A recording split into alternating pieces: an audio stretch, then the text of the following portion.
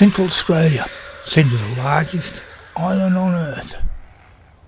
World renowned, beautiful place.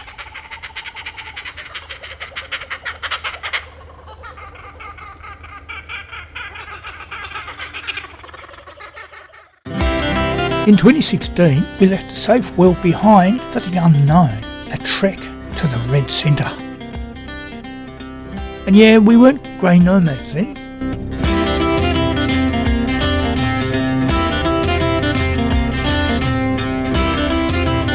Our first stop was at Lake Bolac in Western Victoria, where we stayed at the Lake Bolac Caravan Park. It was quite a pretty spot, and the lake at dawn the following morning was absolutely stunning. A swallow's breakfast on the wing. Beware of snapping handbags, Mrs. Still. Pelicans by the water on a sandbar. They look so cool landing on water with their feet out in front like paddles. Heading west from Warrnambool to Portland along the southwest Victorian coastline, which can feature some mild weather during the winter months. Surfing Victoria, not USA folks. And for scenic variety, a wind farm, a common sight along the southwest Victorian coastline. The Portland region, by day and by night, featuring Sammy the seal, the local in the harbour, and the petrified forests, composed of ancient trees fossilised in stone.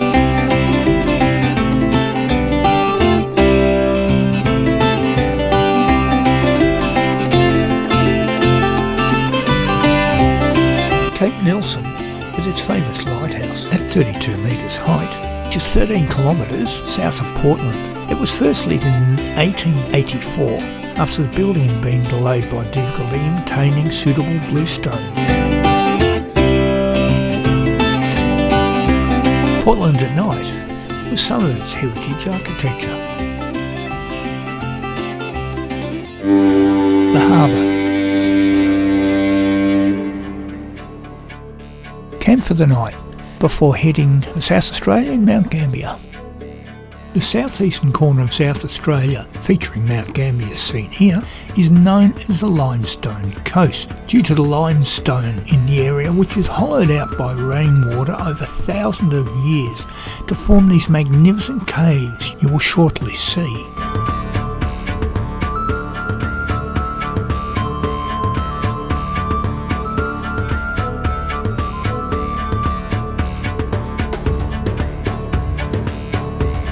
Mount Gambier, as seen in these pics, is just inside the South Australian border and features the famous Blue Lake and the Engelbrush Cave.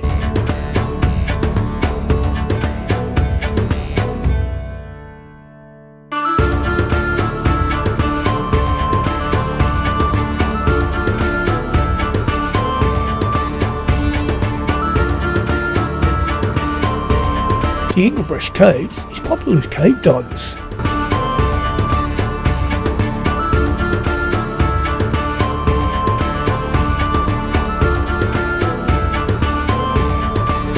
Watch your steps.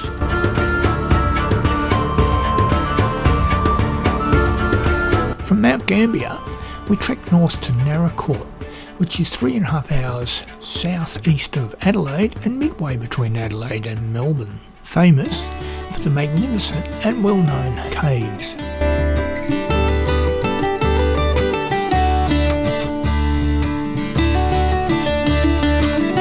The management of these caves conduct guided tours of these magnificent subterranean worlds. After all, you wouldn't want to get lost, especially in the dark, after the lights are turned off.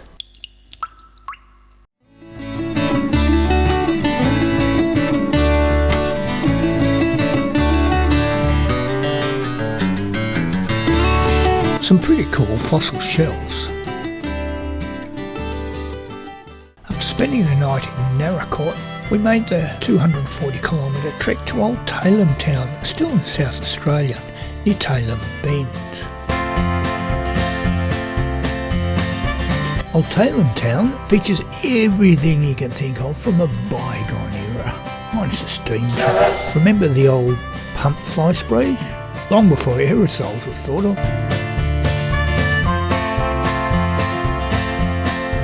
Wow, I made one of these in primary school, the old crystal set, forerunner of the modern radio. Can you put me through to Grandma, please?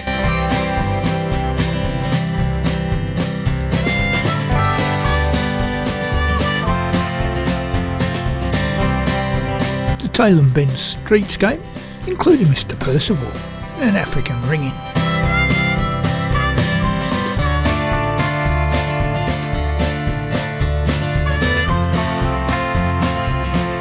From Tailem Bend, we hooked south-west for the Fleurier Peninsula with pit stops at Victor Harbour and Cape Jarvis, where the ferry goes across to Kangaroo Island. Some of the Victor Harbour locals scrapping over a chip. See ya.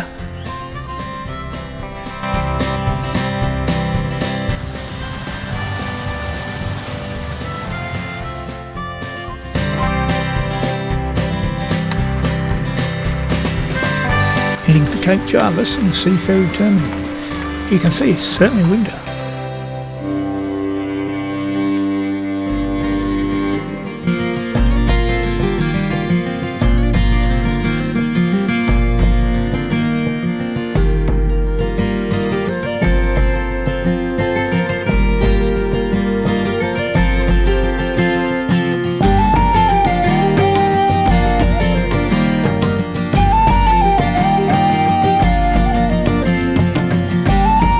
Heading north to Adelaide, where we swapped this for this. So much more comfortable. We also had a travelling companion, Puffy. He was great company and an awesome relief driver. Meep meep.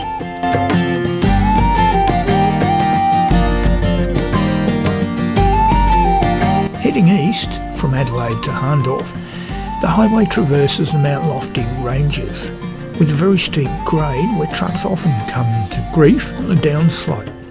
Mount Lofty itself, at 710 metres, is the highest point in the southern Mount Lofty Ranges, and on a clear day you can get a magnificent view of Adelaide. On this occasion the weather didn't oblige.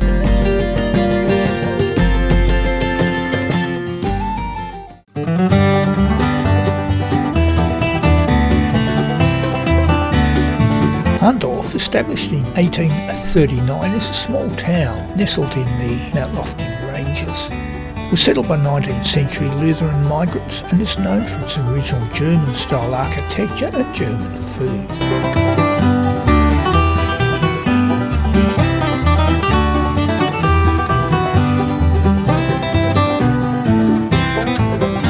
Don't sit on the sheep, thanks.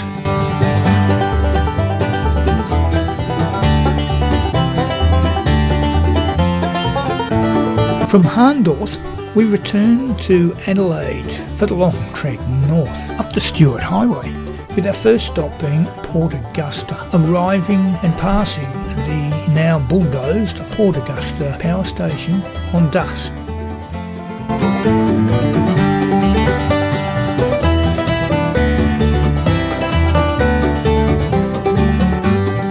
Port Augusta was once a seaport town and is very near the top or head of the Spencer Gulf in South Australia. Its population, as of 2018, was 13,799. It is 322 kilometres north of Adelaide and marks the beginning of the real red dirt country.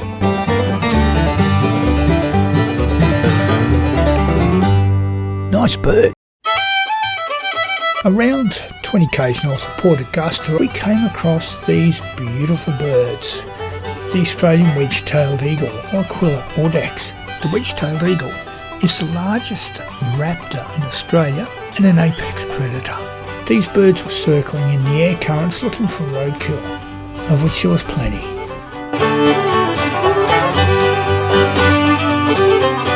Once you get into the real outback, the roads are long, distances are huge, and this vast land.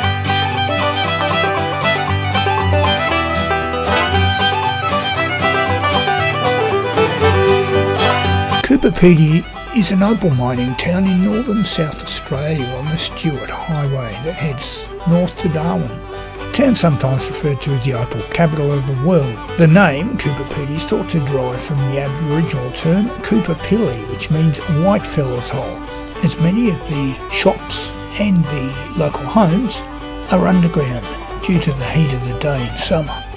We stopped at the Northern Territory border the first time, as everyone does, as it was a momentous occasion.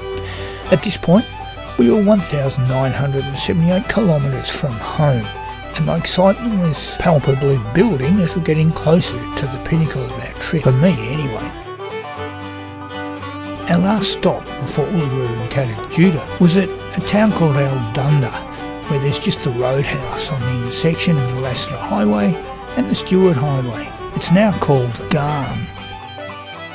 The Lassiter Highway heads west to Uluru and Kata Tjuta, leaving the Stuart Highway at what's now Gambier as it heads north to Alice and Darwin.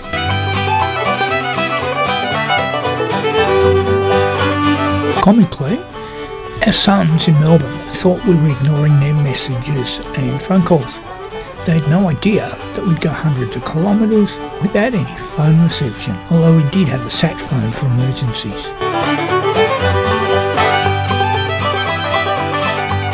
A few grey nomads like us. Who said that?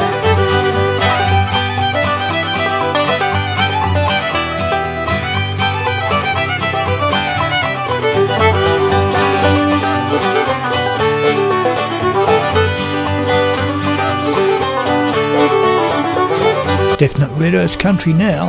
In fact, I grabbed a jar of it as a memento. What an absolute cracker!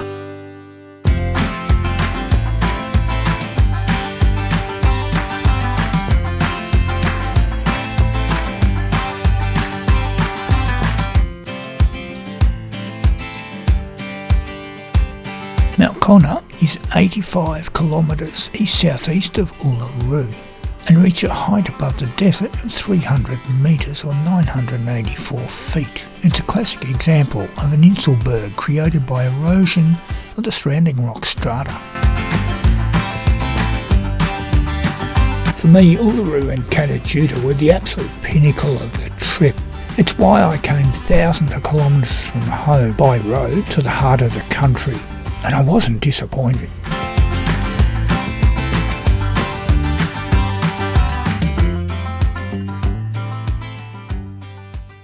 This music beautifully describes the awe, the wonder and excitement at being at the physical and spiritual centre of this ancient land. Uluru is a listed UNESCO World Heritage Site and is one of Australia's most recognisable natural landmarks. It's been a popular tourist destination since the late 1930s and is also one of the most important Indigenous sites in Australia. It's made of sandstone and stands 348 metres or 1,142 feet above the surrounding desert.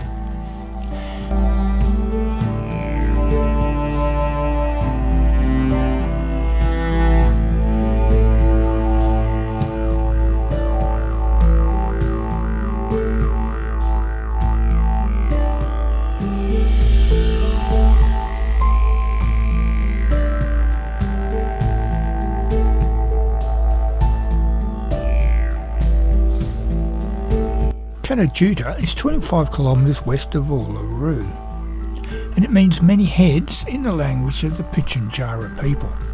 While connected with Uluru by a sandstone bridge 5 kilometres underground, it stands 546 metres or 1,791 feet above the desert at its highest point, which actually makes it taller than Uluru itself. Kata Tjuta covers an area of 22 square kilometres and consists of 36 rock domes. Get the abacus out, folks.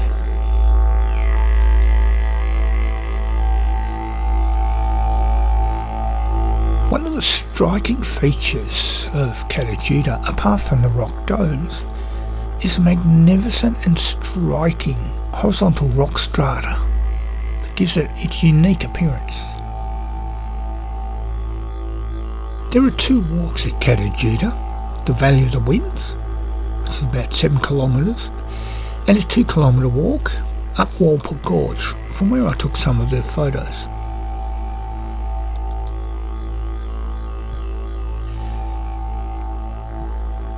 There are many Dreamtime legends associated with this amazing place. The Uluru people believe the great rocks of Kata Tjuta are homes to spirit energy from the dreaming. When you're up close and personal with these magnificent formations, you can feel a presence. I can't explain it, but it was definitely there. It makes you ponder things much larger than ourselves. On the way back from Uluru and Kata Tjuta, trekking to Alice, we spent the night at Kings Creek Station, which is 36 kilometres south of the well-known Kings Canyon and set amongst majestic desert oaks. It's actually a cattle station with a range of accommodation options, from camping to luxury tents.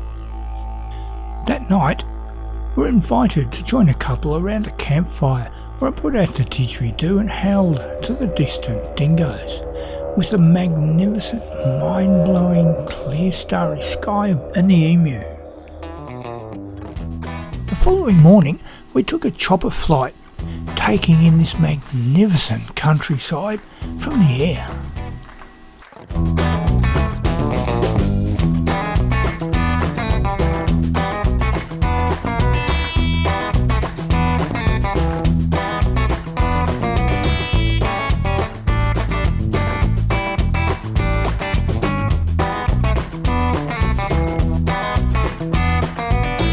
Imagine being out here when it's 50 degrees. No thanks, I'll pass, Eddie.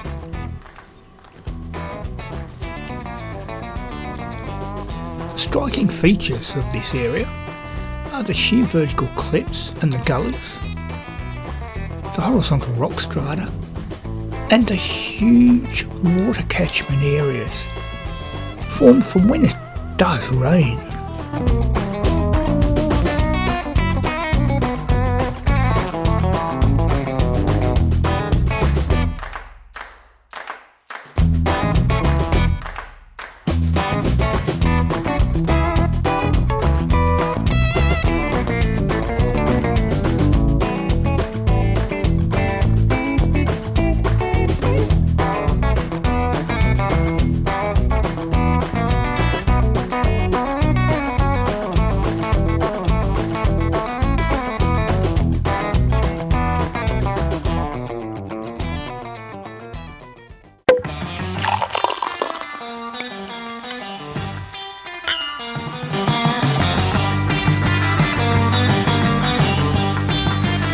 Celebrating reaching the centre of the red centre, Alice.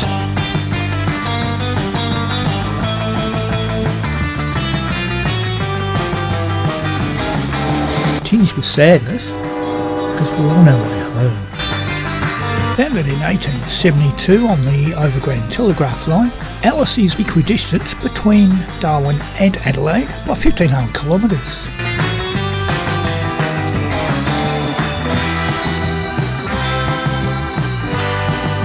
Anzac Hill, overlooking Alice, is a dedication to Australia's armed services.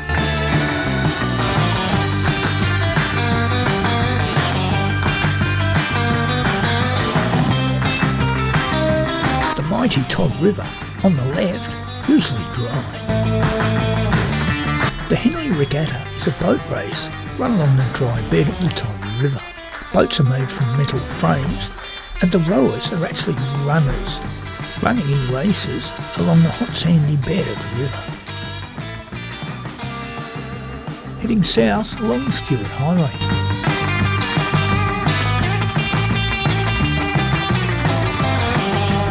Burra is a pastoral centre and historic town in the north and south Australia.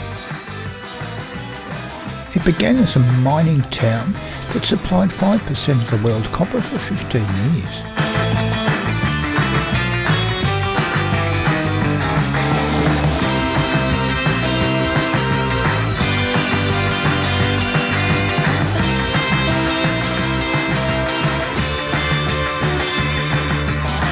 Renmark, in South Australia's Riverland area, is 254 kilometres northeast of Adelaide on the banks of the Murray River. The region is known for its citrus fruit and its pelicans.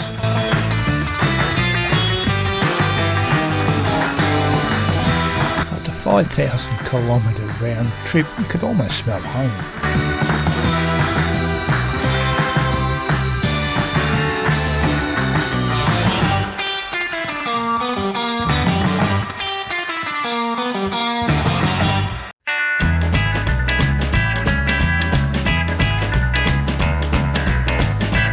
The next stop was Wentworth Jail.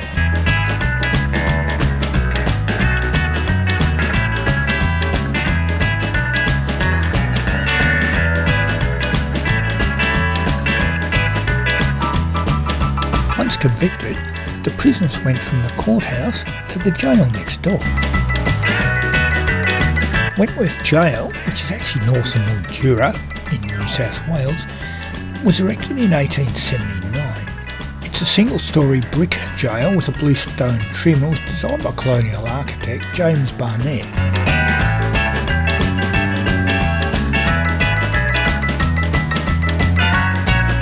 Don't go in there, where the inmates lived, and the dock where they were charged.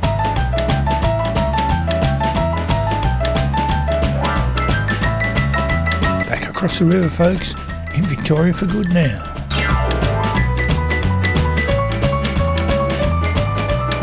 Swan Hill in northwest Victoria is located on the south bank of the Murray River and is just downstream from the junction of the Murray and the Loddon rivers.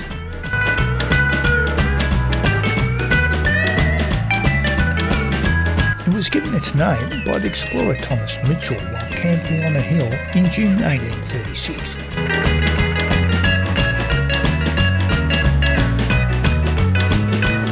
This massive Moreton Bay fig tree, luckily known as the Burke and Willis tree, was planted in September 1860. It's 30 metres or 90 feet high. The giant Murray Cod, Arnold, is 15 metres long and made of fiberglass.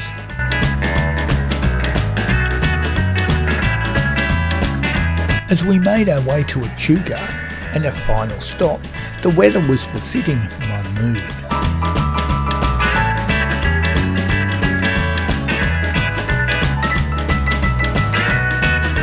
The Victorian town of Echuca is on the Murray River at its closest point to Melbourne, famous for its port and its paddle steamers. The Murray is the only river in the world to have its own flag. In the 1800s, paddle steamers were the main transport of cargo and passengers. Today, they're for the tourists.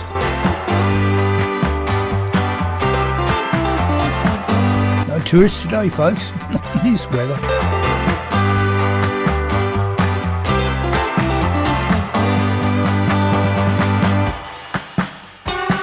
As we headed home through Rochester, Eastgate and Kilmore, I had to thank my wife and my son for their awesome company.